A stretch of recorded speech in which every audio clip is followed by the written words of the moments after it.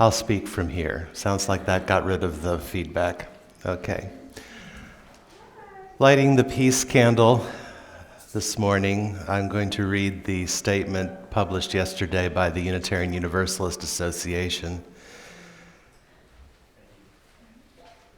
They said this morning, that means yesterday, the United States, in coordination with the State of Israel, launched military attacks against Iran. According to the news reports, the U.S. will undertake more military actions over the next several days.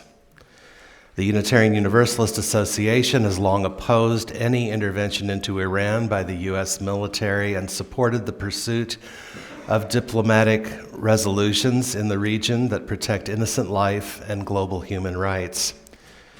In 2008, the Unitarian Universalists voted in favor of an action of immediate witness that called upon Unitarian Universalist congregations to urge Congress to prohibit an attack on Iran without specific congressional authorization and discourage an attack by an ally, and to urge Iran to cooperate with inspections of its nuclear program.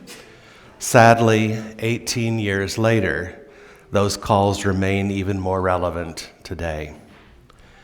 In June 2025, the UUA reiterated its opposition to such military action. We do so again this morning, and every day these armed attacks continue. We and our member congregations will continue to work for a world where the shared values of pluralism and interdependence are realized, and where the inherent dignity and worthiness of all people are upheld. We enter into the spirit of worship with our prelude.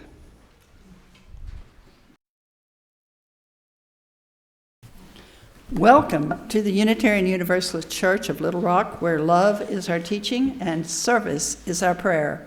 If you're a newcomer today, we're glad you've chosen to join us for worship. And while you're here, please stop by our guest table and fill out a guest card and pick up some information about our church.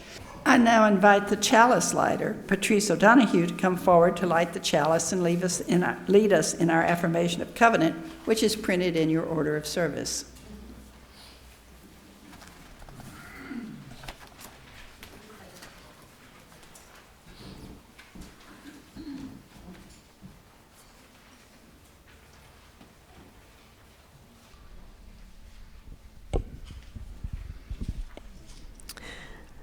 I light this chalice with these words: open our eyes to see what is beautiful, open our minds to learn what is true, open our hearts to love one another. Please join me in the affirmation of covenant. Love is the doctrine of our church. The quest for truth is its sacrament, and service is its prayer, to dwell together in peace, to seek knowledge and freedom, to serve humankind in fellowship, to the end that all souls shall grow into harmony with the divine. Thus do we covenant with each other.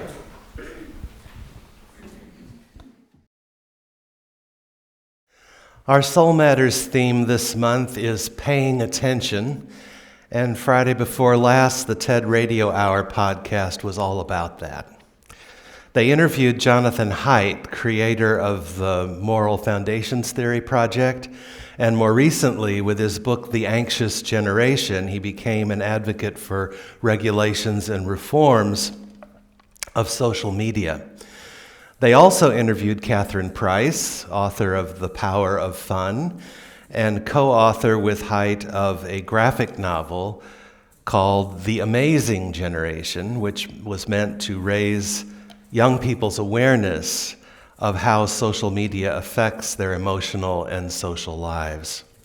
And they interviewed Maximilian Malovidov, a student in the psychology department at Columbia University, whose mother, who advises tech companies and parents about how to make the internet safer for young people, inspired him to join TikTok's Youth Advisory Council rather than delete all of his social media accounts.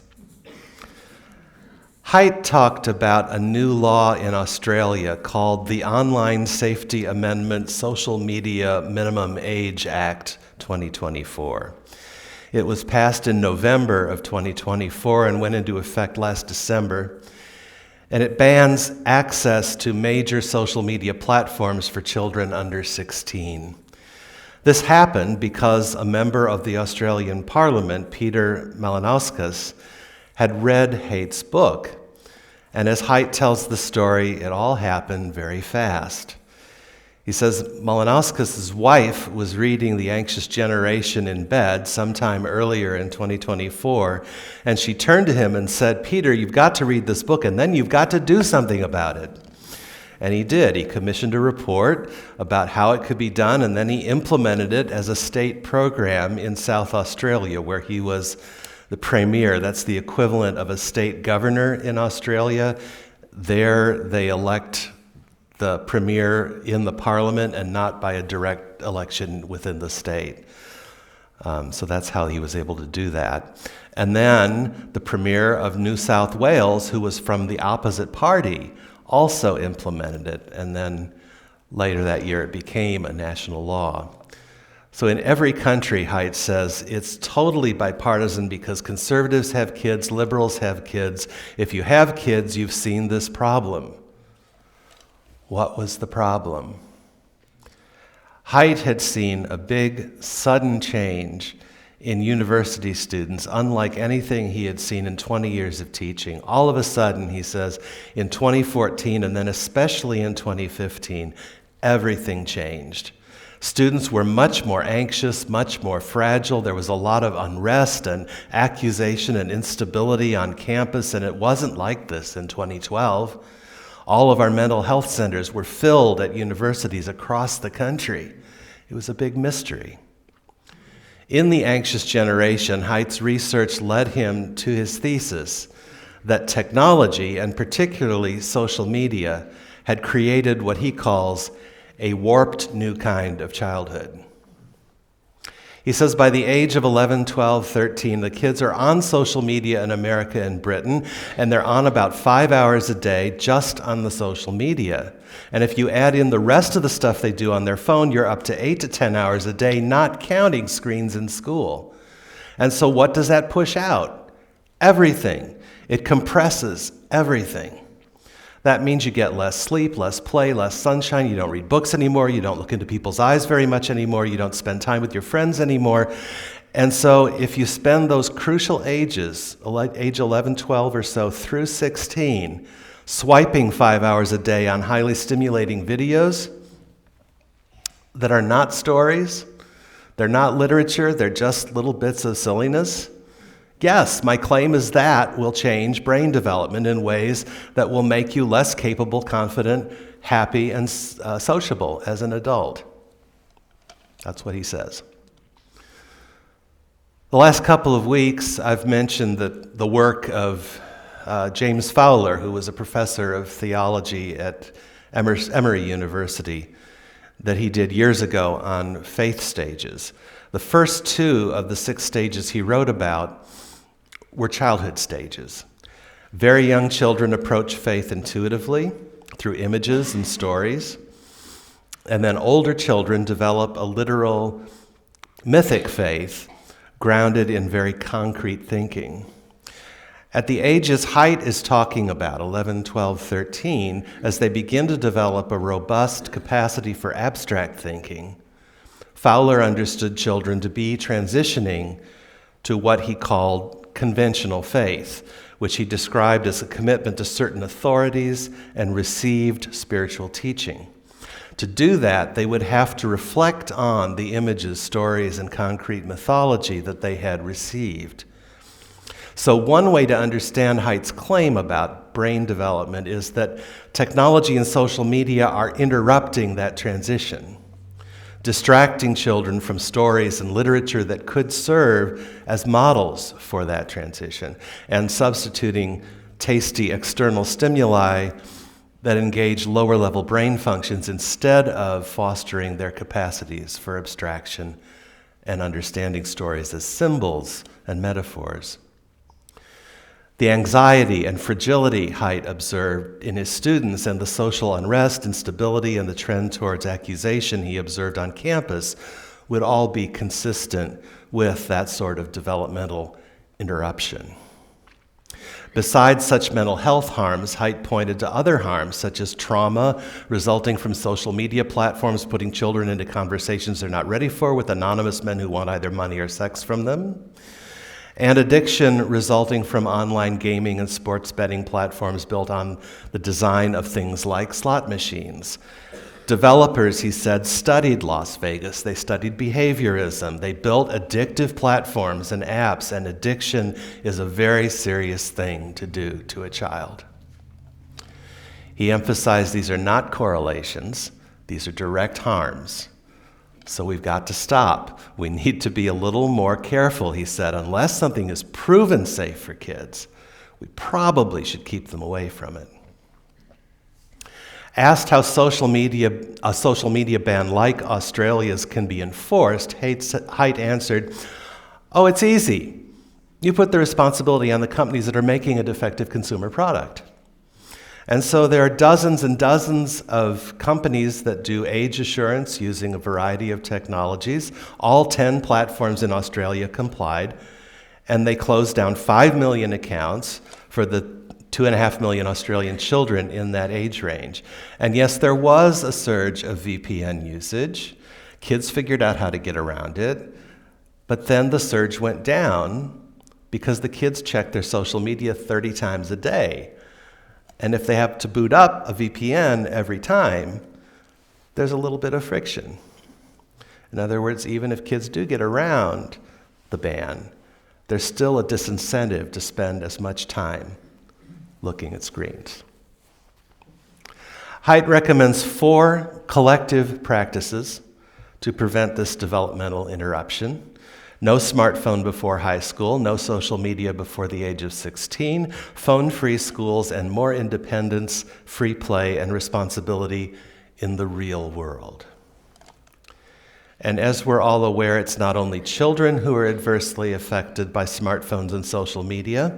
Early last year, about a year before Haidt's book, about a year after Haidt's book, Chris Hayes, in his book, The Siren's Call, How Attention Became the World's Most Endangered Resource, he pointed out how not only these technologies have impacted adults who did not grow up with them, but also how our attention became commodified by all of the media. Hayes' motivation to write on this topic was twofold: as a parent of young children and as one who participates professionally in the news media. A journalist with an undergraduate degree in philosophy, Hayes, like Haidt, analyzes their effect as behaviorist manipulations that distract adults from ordinary socially nurtured development. Haidt made a similar point in the podcast. He said the social media companies hacked kids' attention and took most of it, literally most of their attention. That should be the crime of the century, he says.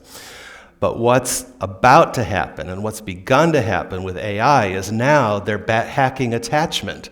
Kids are lonely. We're mammals who seek connection. We're born into this world looking for that one stable thing, the caretaker. That's what the attachment system is all about. And we parents, we are mesmerized. We become attached. We fall in love with our baby, and we engage in what's called serve and return interactions. You make a face, she smiles, it brightens your heart. You make another face, she laughs, those sorts of things. That's what the baby's brain needs to do. And with thousands and thousands of those experiences, you develop internal working models of attachment where you trust your mother or your father, and then those are the basis of your later friendships, and especially your later romantic relationships. All of that is now at risk, Haidt says. Now, including Maximilian Milovidov in the podcast made it an intergenerational conversation. And the first thing they asked him about was Haidt's labeling of his generation as anxious. He said, when you label an entire generation as anxious, it takes away our agency in a way.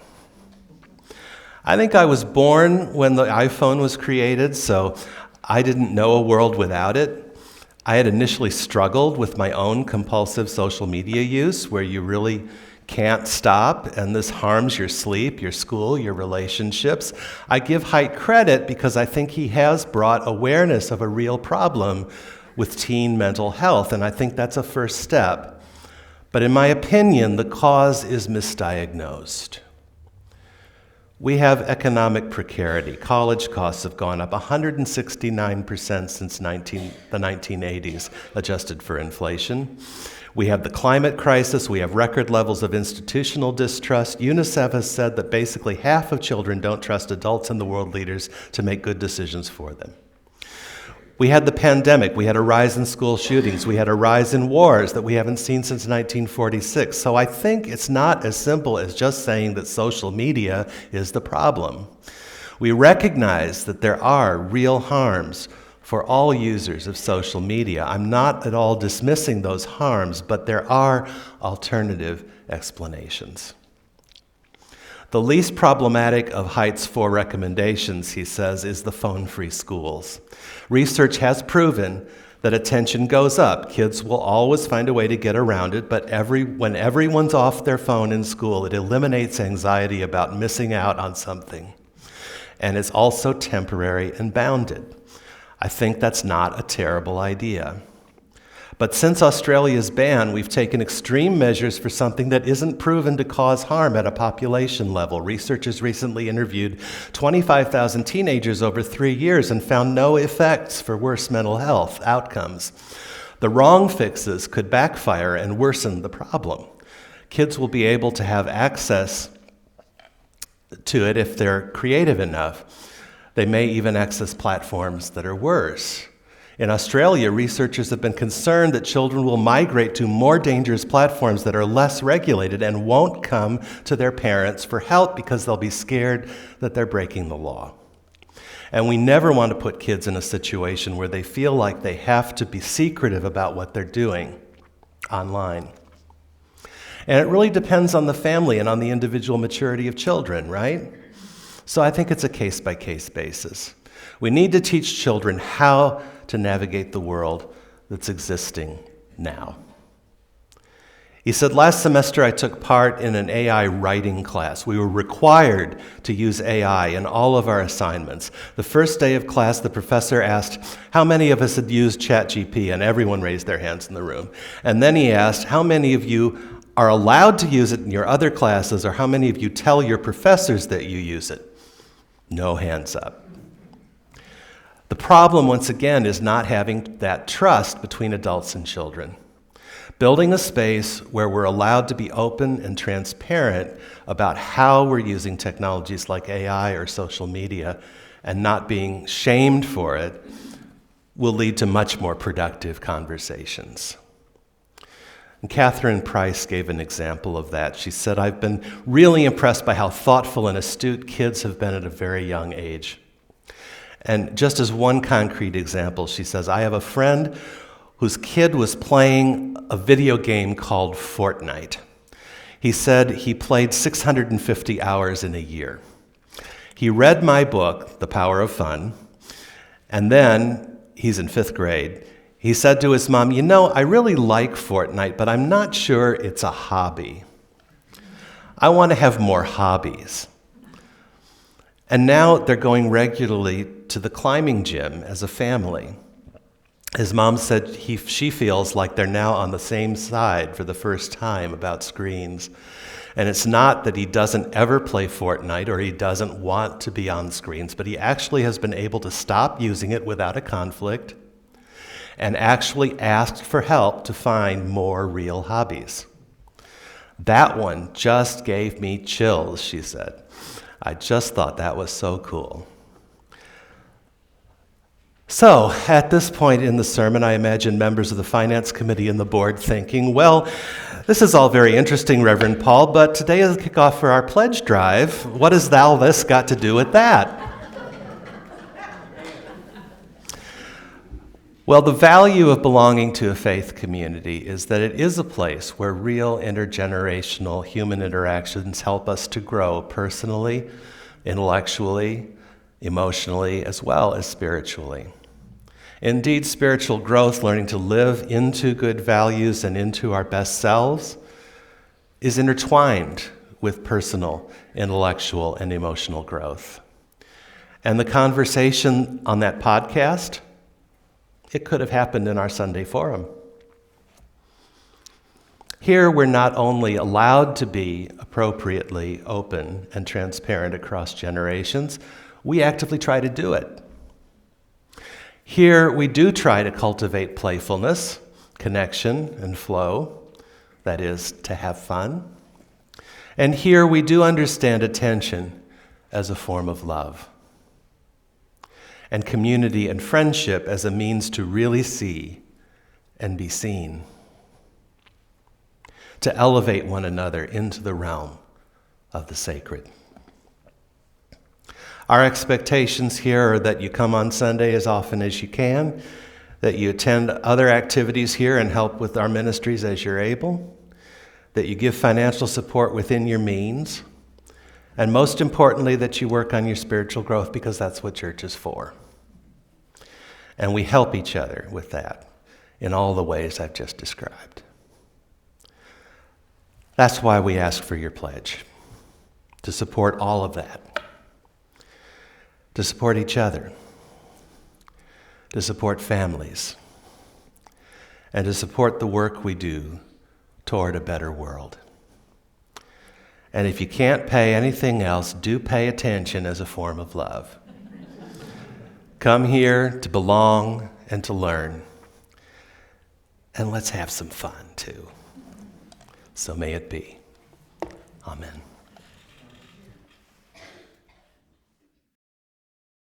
I invite you to remain standing as I invite Patrice back up to extinguish our chalice.